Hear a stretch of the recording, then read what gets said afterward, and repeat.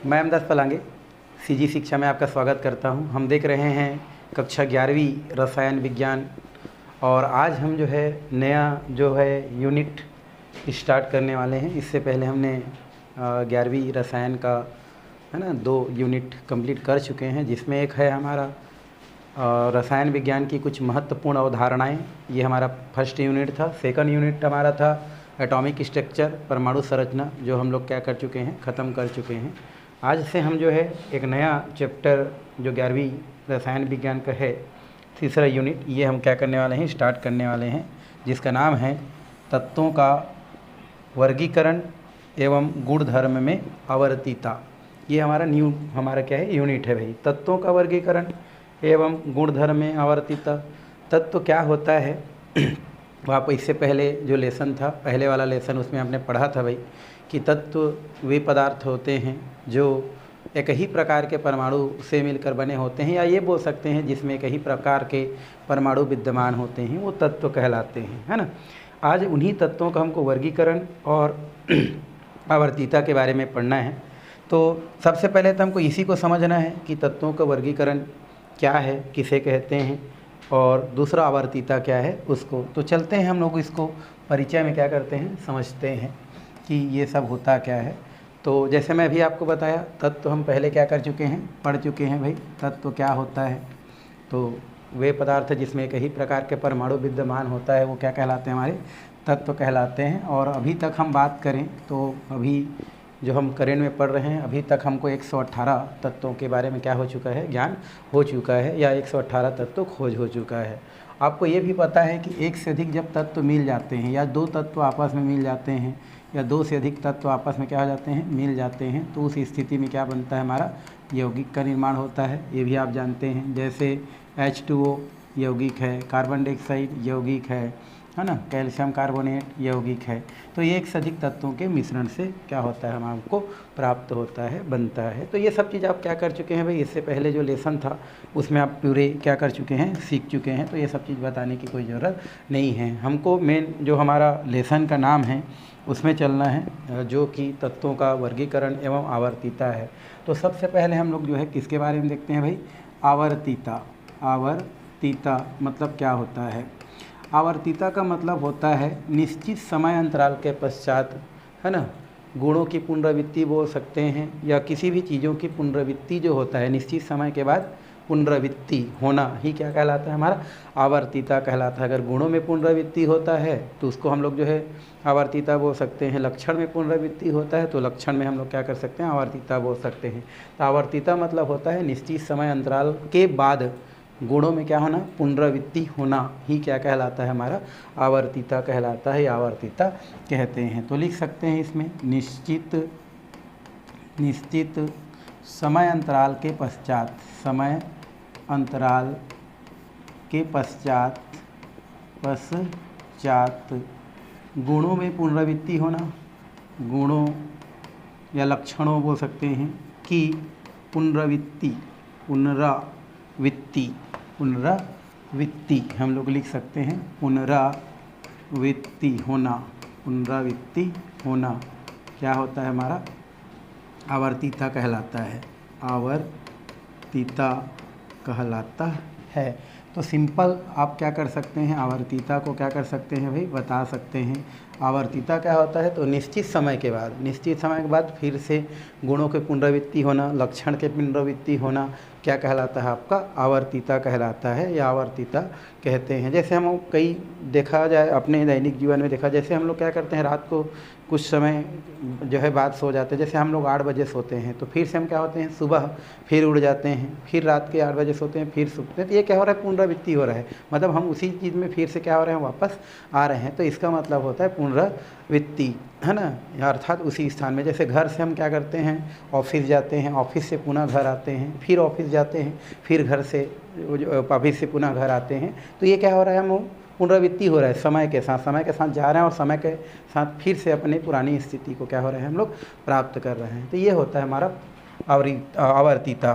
तो आपको पहले तो यही जानना था कि आवर्तीता होता क्या है। तो आपने यहाँ पर जान लिया भाई कि निश्चित समय अंतराल के बाद, या निश्चित समय के पश्चात गुणों की पुनरावृत्ति होना या अन्य चीज़ों में पुनरावृत्ति होना क्या कहलाता है, हमारा आवर्तीता कहलाता है। और चूँकि भाई हम तत्वों की अगर बात करें तो तत्वों के गुणों में भी क्या होता है, आवर्तीता होता है। तो यहाँ पर लिखा है कि परमाणु संख्या के निश्चित समय अंतराल के या निश्चित समय अंतराल के बाद या निश्चित समय अंतराल वाले परमाणु संख्या के निश्चित समय अंतराल वाले तत्वों के जो गुणधर्म होता है उनका जो पुनरावृत्ति होता है और समान अभिलक्षण वाले तत्वों का जब क्या किया जाता है, समूहन किया जाता है, तो तत्वों का वर्गीकरण कहलाता है। मतलब हम ये बोल सकते हैं कि तत्वों का जो क्या होता है, जब तत्वों को क्या किया जाता है, व्यवस्थित किया जाता है, तो तत्वों को व्यवस्थित करने पर क्या होता है, हमको एक निश्चित समय के पश्चात क्या होता है, तत्वों के गुणों में पुनरावृत्ति हो जाता है और उन तत्वों का जब क्या किया जाता है, समूहन किया जाता है, तो वही तत्वों को क्या कहलाता है, आपका वर्गीकरण कहलाता है, तत्वों का वर्गीकरण कहते हैं। तो यहाँ पर हम आगे तत्वों के वर्गीकरण को भी क्या कर सकते हैं, यहाँ पर लिख सकते हैं। तत्वों का हम क्या देखने, थोड़ा सा वर्गीकरण क्या होता है, थोड़ा सा इसके बारे में क्या करते हैं, बात करते हैं। तो तत्वों की अगर बात करें, तत्वों के लिए बात करें तो हम लोग लिख सकते हैं यहाँ पर तत्वों के लिए अगर आवर्तीता की बात करें, किसके लिए भाई, हमारा तत्वों के लिए आवर्तीता की बात कर रहे हैं ना। तत्वों के लिए अगर हम आवर्तीता की बात करें तो लिख सकते हैं हमारा परमाणु संख्या के निश्चित समय अंतराल वाले परमाणु संख्या के निश्चित समय अंतराल वाले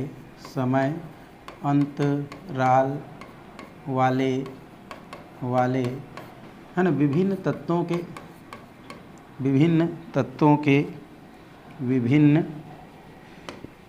के वाले विभिन्न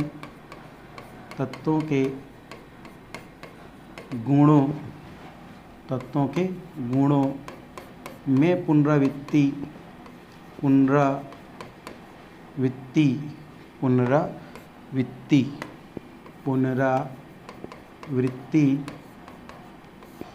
पुनरावृत्ति वाले समान, है ना, पुनरावृत्ति समान लक्षण वाले या समान अभिलक्षण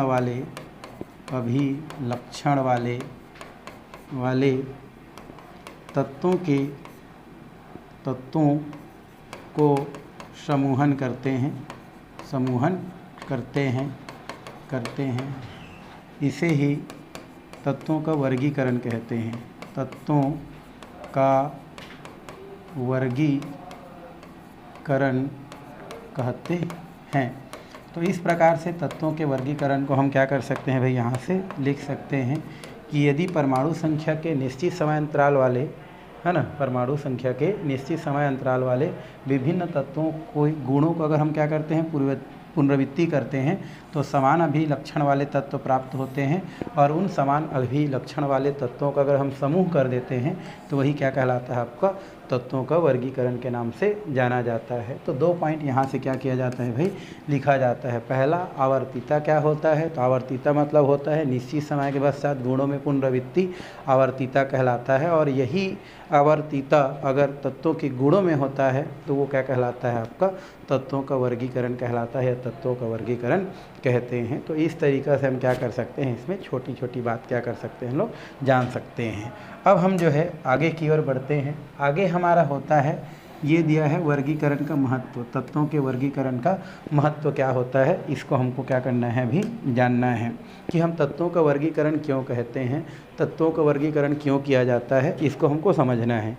वैसे अगर हम बताएं तो पहले जो क्या था, हमारा जो तत्व की जो संख्या था, वो तत्व की संख्या बहुत कम था भाई, तत्वों की संख्या बहुत क्या था, कम था। मान लो उस समय हमारा 29 रहा होगा या उससे थोड़ा ज़्यादा रहा होगा, मान लो 63 रहा होगा, है ना, अगर हम देखें तो 29 यानी 63। तो स्टार्टिंग में जो क्या था, हमारा जो तत्व था उनकी संख्या जो है बहुत कम था और इस वजह से जो है आपका उन तत्वों को उनके गुण के आधार पर है ना, याद रखना, उनके बारे में जानना बहुत क्या था, आसान था। क्यों? क्योंकि तत्वों की संख्या पहले क्या था भाई, कम था, और सभी तत्वों की संख्या कम होने की वजह से हम सभी तत्वों को अलग अलग जो है उनको जान सकते थे, याद रख सकते हैं, गुणों को बता सकते थे, है ना। इसलिए उस समय वर्गीकरण की आवश्यकता महसूस नहीं हुआ था, या ऐसा हमको अनुभव नहीं हुआ था कि हमको जो है वर्गीकरण की आवश्यकता होगा। लेकिन जैसे जैसे समय के साथ क्या होते गया, आपका तत्वों की संख्या बढ़ते गया, है ना, नए नए तत्व खोजित होते गए, तो उस स्थिति में फिर जो है वैज्ञानिकों को लगने लगा कि भाई ये हमारे क्या होते हैं, इन तत्वों को, या आ रहे हैं जो नए तत्व खोज हो रहे हैं, उनको फिर अब एक साथ उनके गुण को बताना, है ना, उनके बारे में बताना थोड़ा क्या हो रहा है, कठिन हो रहा है। और फिर तत्वों के जो भी वर्गीकरण हैं उनके बारे में क्या किया गया, सोचा गया, उनके बारे में थोड़ा सा जो है मंथन किया गया, है ना, उसके बारे में क्या करना चाहिए इस प्रकार बारे में सोचा गया। ठीक है, तो इसमें फ़िलहाल वर्गीकरण का महत्व क्या होता है, तो वर्गीकरण का महत्व मैंने बताया। सबसे पहले तो वर्गीकरण का पहला महत्व होता है अध्ययन में सहायक होना। किसमें सहायक होना भाई, सहायक होना। तो पहला लिख सकते हैं, इसका पहला महत्व होता है तत्वों के अध्ययन में सहायता, है ना, तत्वों के किसमें भाई, हमारा अध्ययन में सहायक, तत्वों के अध्ययन में क्या, सहायक। तो तत्वों में अध्ययन में पहला हम लोग देखें तो सहायक जो होता है, ये पहला इसका सबसे क्या है, हमारा पहला महत्व है कि तत्वों के अध्ययन में क्या है, हमारा सहायक है। क्योंकि वर्गीकरण से हम जो है किसी भी तत्व के बारे में आसानी से क्या कर सकते हैं, जानकारी प्राप्त कर सकते हैं, प्राप्त किया जा सकता है। तो तत्वों के वर्गीकरण का पहला जो महत्वपूर्ण है या जो महत्व है वो कौन है, हमारा तत्वों के अध्ययन में सहायक, ये जो है आपका ये पहला महत्व है। दूसरा है नए तत्वों के वर्गीकरण में या नए तत्वों की खोज में सहायक, है ना, तो ये लिख सकते हैं दूसरा, नए तत्वों के खोज में सहायक, खोज में सहायक, है ना। तो दूसरा हमारा महत्व क्या है भाई, नए तत्वों के खोज में सहायक, कौन, हमारा तत्वों का जो हमारा वर्गीकरण का जो महत्व है।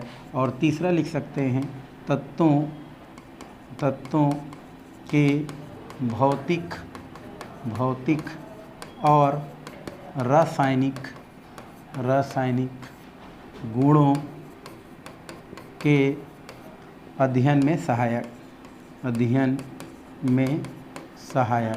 तो इस प्रकार से 2-3 बातें हैं जो तत्वों के वर्गीकरण से हम क्या कर सकते हैं, जान सकते हैं। पहला कि तत्वों के वर्गीकरण होने से पहला तो ये है कि तत्वों का अध्ययन क्या होता है, हमारा एकदम इजी हो जाता है। दूसरा, नए तत्वों की खोज में क्या हुआ है, सहायता मिला है। और तत्वों के जो भौतिक गुण और रासायनिक गुण हैं उनमें क्या हुआ है, हमारा सहायता प्राप्त हुआ है। तो तत्वों के, अगर आपको क्वेश्चन करता है तत्वों का वर्गीकरण क्या होता है भाई, तो तत्वों को उनके गुणों के आधार पर बांटना, ये भी तत्वों का वर्गीकरण कहलाता है। आप ऐसे भी क्या कर सकते हैं, बोल सकते हैं ना, तत्वों को उनके गुणों के आधार पर बांटना क्या कहलाता है, तत्वों का वर्गीकरण कहलाता है। और तत्वों के वर्गीकरण के क्या क्या महत्व हैं, तो तत्वों के अध्ययन में सहायक, नए तत्वों के खोज में सहायक, और भौतिक और जो है रासायनिक गुणों के अध्ययन में सहायक, ये हमारे 2-3 क्या हैं, इसके महत्व हैं। क्वेश्चन आता नहीं लेकिन आपको पता होना चाहिए, है ना। तत्वों का वर्गीकरण क्या है, तो तत्वों को उनके गुणों के आधार पर बांटना, ये कहलाता है आपका तत्वों का वर्गीकरण, और ये उसके कुछ क्या हैं, महत्व हैं। तो ये हमारा ये जो है तत्वों के महत्व के अंतर्गत हमको इतना ही क्या करना है, पढ़ाई करना है। आगे हमको थोड़ा देखना है, वो है हमारा आवर्त सारणी के विकास और उसका संक्षिप्त इतिहास। आवर्त सारणी क्या होता है, तो आवर्त सारणी मतलब होता है तत्वों को उनके गुणों के आधार पर व्यवस्थित करके बनाई गई जो सारणी है वो क्या कहलाता है, आपका आवर्त सारणी कहलाता है ना। तो यहाँ पर लिख सकते हैं तत्वों को उनके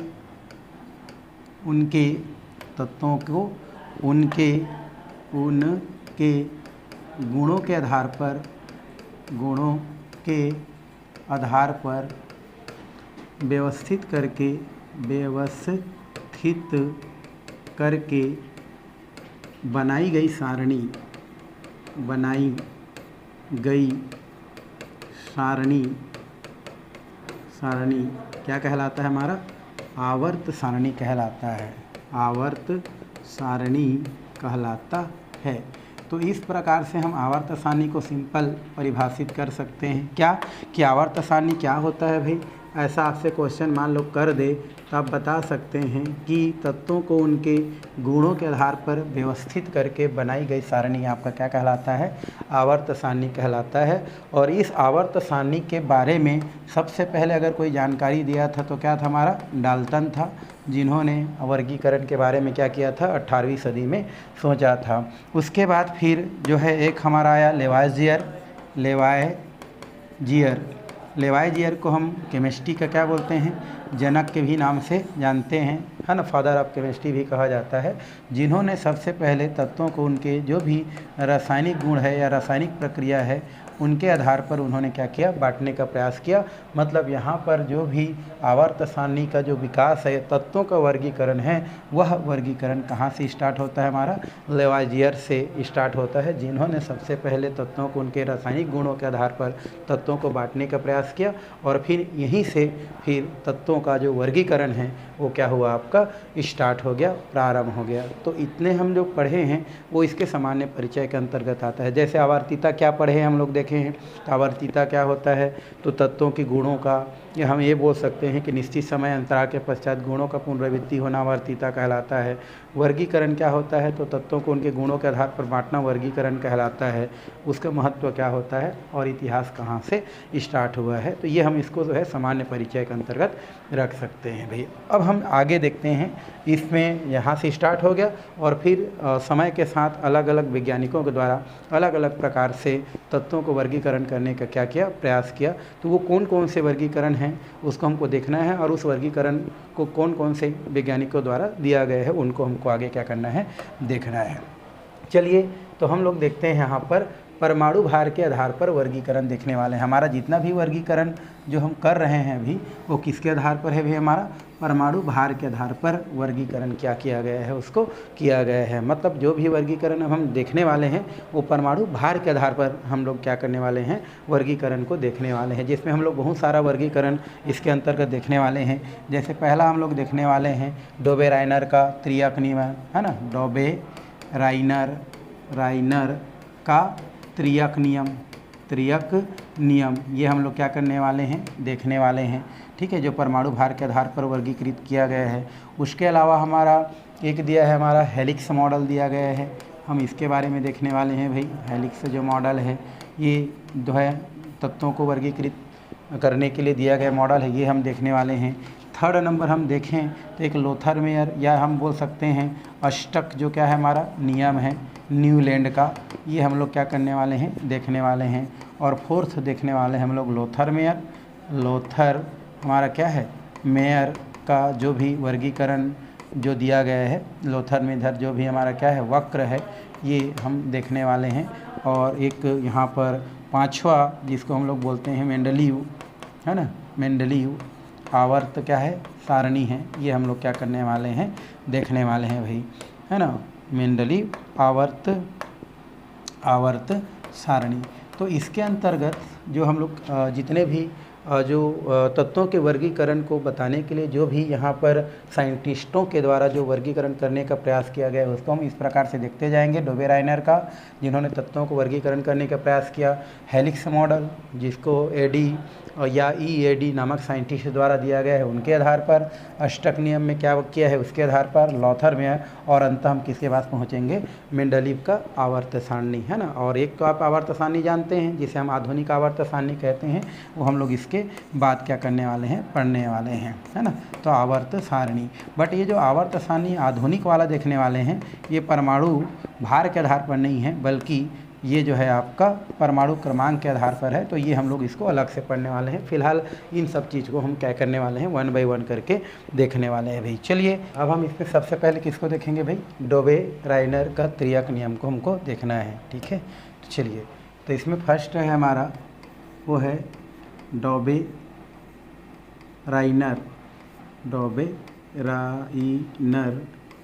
का क्या देखना है हमको, त्रियक नियम। डोबे-राइनर एक साइंटिस्ट है जिन्होंने सबसे पहले 1829 में, है ना, 1800 कब भाई हमारा 29 में जो है तत्वों को वर्गीकृत करने के लिए अपना एक नियम दिया, जिसे हम क्या बोलते हैं, डोबेराइडन का नियम कहते हैं। उसमें उन्होंने क्या किया कि समान गुणधर्म वाले जो भी हमारे क्या थे, तीन तीन तत्वों को उनके परमाणु भार के आधार पर क्या किया, व्यवस्थित किया, और देखा कि मध्य वाला तो तत्व होता है उसका परमाणु भार अन्य दो शेष तत्वों के परमाणु भार के क्या होता है, मध्यमान होता है। ऐसा उन्होंने अपने किस में बोला भाई, हमारा अपने नियम में बोला। कैसे बोला कि समान जो है गुण वाले, समान गुण वाले तीन तीन तत्वों को, है ना, समान गुण वाले यदि तीन तीन तत्वों को अगर हम क्या करते हैं, उनके परमाणु भार के आधार पर व्यवस्थित करते हैं, तो उस स्थिति में मध्य वाला जो तत्व होता है उसका परमाणु भार अन्य शेष तत्वों के परमाणु भार के क्या होता है, हमारा जो है आपका मध्यमान होता है। ऐसा डोबेराइनर ने क्या किया, अपने जो नियम था उसमें बोला। तो क्या बोला भाई, कौन, डोबेराइनर ने 1829 में क्या बताया कि समान गुण वाले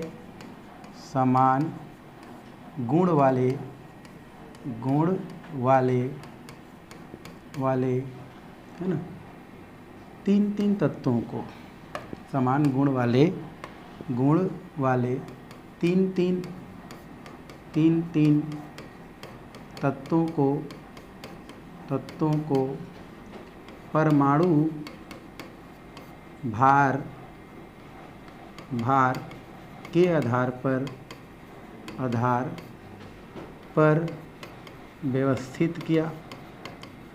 व्यवस्थित किया और बताया, समान गुण वाले तीन तत्वों को उन्हें परमाणु भार के आधार पर व्यवस्थित किया और बताया कि मध्य वाले तत्वों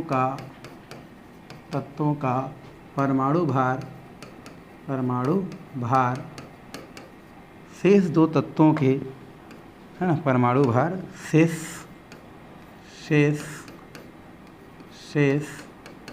दो तत्वों के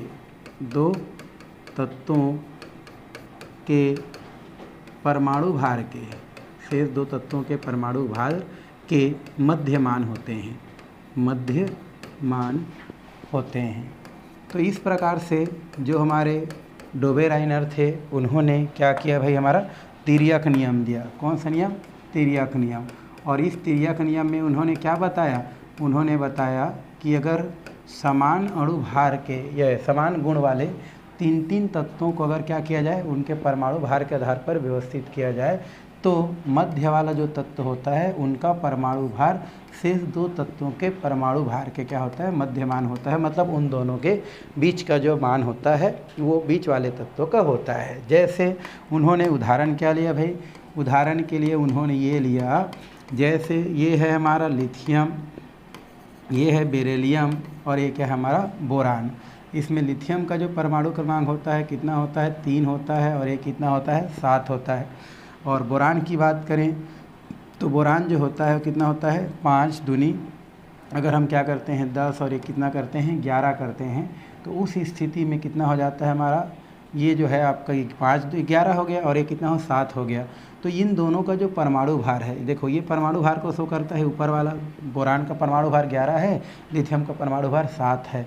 तो इन दोनों परमाणु भार के आधार पर बीच वाले तत्वों का परमाणु भार शेष तत्वों के मध्यमान होता है। तो कैसे करते हैं, हम लिथियम का और बोरान का जो परमाणु भार है उसको जोड़ते हैं और उसका मध्यमान निकालते हैं, तो क्या मान प्राप्त होता है भाई, तो ये इसका कितना है हमारा, अगर हम बोरान की बात करें तो 11 है, और जो है इसका लिथियम की बात करें तो कितना है 7 है। या तो हम इसको उल्टा भी इस प्रकार से क्या कर सकते हैं, लिख सकते हैं 7 प्लस कितना हो गया 11 और डिवाइडेड बाई कितना तत्व है हमारा, 2 तत्व है, तो ये 2 तत्व हो जाता है, इक्वल टू कितना हो जाता है हमारा 18 हो जाता है, और डिवाइडेड बाई 2 हो जाता है, तो 2 या कितना प्राप्त होता है 18 प्राप्त होता है। तो इसका जो परमाणु भार होता है वो कितना होता है, दोनों तत्वों के बीच की स्थिति को क्या करता है, प्रदर्शित करता है। तो ऐसा कहना किसका था भाई, हमारा डोबेराइनर का तिर्यक नियम था। तो डोबेराइनर एक साइंटिस्ट थे जिन्होंने 1829 में, है ना, तत्वों को वर्गीकरण करने के लिए, तत्वों को वर्गीकृत करने के लिए एक तिर्यक नियम दिया,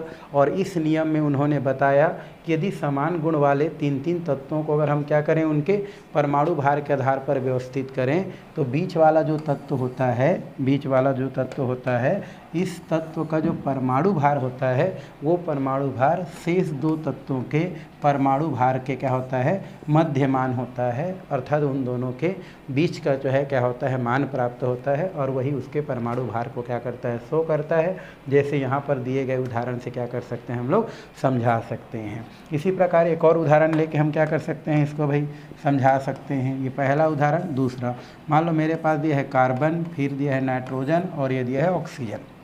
कार्बन का कितना होता है 6, 6 दूनी 12, ऑक्सीजन का कितना होता है 8, 8 दूनी कितना होता है 16 और इसका परमाणु क्रमांक होता है 7। तो अगर हम जोड़ें तो कितना हो जाता है, ये 12 हो गया इसका, ये हो गया 16 डिवाइडेड बाई कितना हो जाता है 2, तो 6 2 कितना हो गया हमारा, ये हो गया 8 और ये कितना हो गया हमारा, ये हो गया 2, तो डिवाइडेड बाई कितना हो गया हमारे भाई हमारा ये।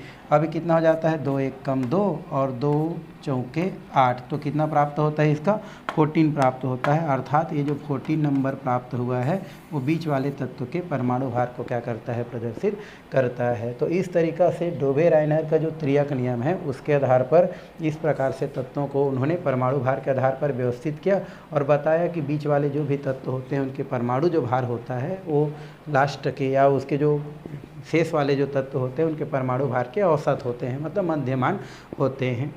इस प्रकार से उन्होंने क्या किया, बताने का प्रयास किया। लेकिन ये जो उनका वर्गीकरण था वो सभी तत्वों के लिए लागू नहीं हो पाया। ठीक है, तीन तीन तत्वों के उन्होंने बहुत सारा जोड़ी बनाया, उनमें उनका ये नियम जो है लागू हुआ, लेकिन सभी तत्व जो उस समय ज्ञात थे उन सभी तत्वों में तीन तीन के जोड़ा के हिसाब से ये उनका जो नियम था वो लागू नहीं हो पाया। इसलिए ये जो नियम था तत्वों के वर्गीकरण से रिलेटेड, वह नियम वहीं पर क्या कर दिया गया, अमान्य कर दिया गया, या वो आगे जो है नहीं बढ़ सका भाई। तो ये हो गया कि इसके हमारे डोबे-रायनर से जो वर्गीकरण था, तत्वों का वर्गीकरण, उससे रिलेटेड बातें। अब हम क्या करते हैं, आगे की ओर चलते हैं। उसके बाद आया हमारा दूसरा जो हमारा यहाँ पर तत्वों के वर्गीकरण के लिए जो मॉडल दिया गया, वो दूसरा मॉडल कौन है भाई, टेल्यूरिक स्क्रू, या इसको हम लोग क्या बोलते हैं, हेलिक्स मॉडल के नाम से जानते हैं, या हेलिक्स मॉडल कहा जाता है। इस हेलिक्स मॉडल को एक साइंटिस्ट है एडी, है ना, या हम बोल सकते हैं आपका AED और ये बोल सकते हैं CD, है ना, AE एक एडी नाम का क्या था, साइंटिस्ट था। इन्होंने जो है इस मॉडल को जो है सन 1862 में क्या किया, इसको प्रस्तुत किया, जिसे हम टेल्यूरिक या स्क्रू या हेलिक्स मॉडल के नाम से जानते हैं।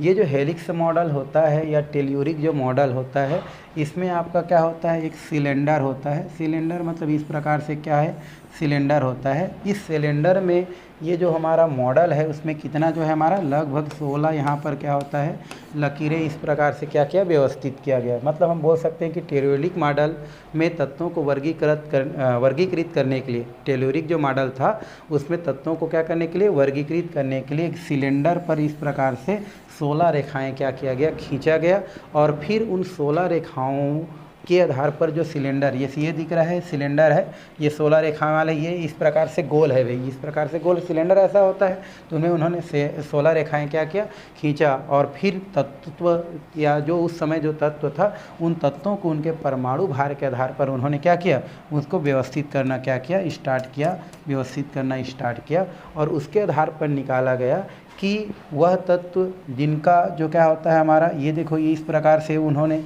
ये ऐसा राउंड तत्वों में क्या किया गया, उनको जब व्यवस्थित करते गया तो जो तत्व लगभग 16 के अंतराल पर जिसका परमाणु भार था, वो तत्व जितने भी इस प्रकार से आपको क्या दिख रहा है, आपको पॉइंट टू पॉइंट दिख रहा है, इसमें पॉइंट टू पॉइंट दिख रहा है, अगर उस प्रकार से व्यवस्थित हुआ तो उनका कहना था कि ये जो तत्व हैं उनके गुण आपस में क्या होते हैं, समान होते हैं, इनके गुण आपस में समान होते हैं, इनके गुण क्या होते हैं, समान होते हैं। कहने का मतलब ये है, ये हमारा बेलन है और इसमें हम लोग इस प्रकार से क्या कर रहे हैं, 16 रेखाएं खींचे हैं और तत्वों को यहाँ से क्या करते हैं, हम लोग रखना स्टार्ट करते हैं। तो जो क्या होता है, तत्व इस प्रकार से क्या होते जाता है, व्यवस्थित होते जाता है। एक सीध में बोल सकते हैं, या जिसमें 16 परमाणु भार का अंतर होता है। तो ऐसे जो तत्व जहाँ पर ये व्यवस्थित हुआ है, जैसे लिथियम, सोडियम, इस प्रकार से इनके जो तत्व हैं या इनके जो गुण हैं वो आपस में समान होते हैं। तो इस प्रकार से जो है हमारे जो हेलिक्स या स्क्रू या हेलिक्स मॉडल था उनमें तत्वों को वर्गीकृत करने का प्रयास किया, लेकिन ये वर्गीकरण भी जो है आपका क्या हो गया, अमान्य कर दिया गया, या वहीं पर क्या हो गया आपका, ये अमान्य कर दिया गया। तो ये हमारा दूसरा कौन सा मॉडल था, हमारा टेल्यूरिक स्क्रू मॉडल है। टेल्यूरिक स्क्रू मॉडल जो है एडी है ना, और या ईएडी नाम का साइंटिस्ट ने सन 1862 में दिया, जिन्होंने एक इस प्रकार से बेलनाकार सिलेंडर लिया और उसमें उन्होंने 16 रेखाएं क्या किया, उनको खींचने के पश्चात उन्होंने तत्वों को परमाणु भार के आधार पर क्या किया, व्यवस्थित किया, और उसके आधार पर देखा कि जो तत्व या जिन तत्वों में 16 परमाणु भार का अंतर होता है और वो अगर एक सीध में इस प्रकार से आता है तो उनके गुण क्या होते हैं, आपका एक जैसे होते हैं। इस प्रकार से उन्होंने क्या किया, तत्वों को वर्गीकृत करने का प्रयास किया गया, या उन्होंने प्रयास किया, लेकिन उनका ये प्रयास था वो असफल रहा, और इस प्रकार से फिर नए जो भी तत्व के वर्गीकरण के लिए फिर पुनः एक और नियम दिया गया, जिसको हम आगे क्या करने वाले हैं, देखने वाले हैं। आगे हमारा है न्यूलैंड का अष्टक नियम। न्यूलैंड का कौन सा हमारा अष्टक नियम। न्यूलैंड का जो अष्टक नियम है, इस नियम का मतलब ये है कि इन्होंने भी तत्वों को उनके परमाणु भार के आधार पर है ना व्यवस्थित करने का प्रयास किया। इन्होंने हमारा जो है अष्टक नियम दिया, जो कि आपका संगीत के जो 8 स्वर हैं, संगीत के क्या होते हैं हमारे जो 8 स्वर हैं, उसके आधार पर तत्वों को क्या किया, उन्होंने व्यवस्थित किया है ना। संगीत के जो क्या है भाई 8 स्वर हैं, 8 स्वर के आधार पर इन्होंने तत्वों को व्यवस्थित करने का प्रयास किया, जैसे सा है ना, रे गामा है ना, सा, फिर रे गा म प द नी, और उसके बाद है क्या है सा। तो वो 1 2 3 4 5 6 7 और एक 8 जो है पुनरावृत्ति हो रहा है। तो वैसे ही न्यूलैंड ने तत्वों को भी क्या करने के प्रयास किया, जिस प्रकार से संगीत में क्या होते हैं 8 स्वर होते हैं है ना, और जिसमें हमारा 8वां स्वर जो होता है वो पहले स्वर के जैसा क्या होता है, पुनरावृत्ति होता है। जैसे सारे गामा पद नी सा बोलते हैं, तो सा के बाद क्या होता है, जो सा आता है वो पहले के जैसा क्या होता है, आपका गुण को दर्शाता है। मतलब ये जो सा है और ये सा ये है, फिर से सारे गामा, तो उसका मतलब था कि तत्वों को अगर संगीत के आधार पर, संगीत के जैसे 8 स्वर होते हैं उसके आधार पर व्यवस्थित करने का प्रयास किया। तो उन्होंने देखा जैसे लिथियम है ना, या लीना के रब से फरियाद बोल सकते हैं, लीना के रब से फरियाद, ये इस प्रकार से। तो इस प्रकार से जो है जैसे आपका संगीत में क्या होते हैं हमारे स्वर होते हैं, वैसे ही उन्होंने तत्वों को उनके परमाणु भार के आधार पर व्यवस्थित करने का प्रयास किया, जैसे lithium, sodium, potassium, rubidium, caesium. इस प्रकार से जैसे यहाँ पर ये संगीत के 8 स्वर हैं, वैसे ही उन्होंने तत्वों को उनके परमाणु आधार के या परमाणु भार के आधार पर क्या किया, व्यवस्थित करने का प्रयास किया।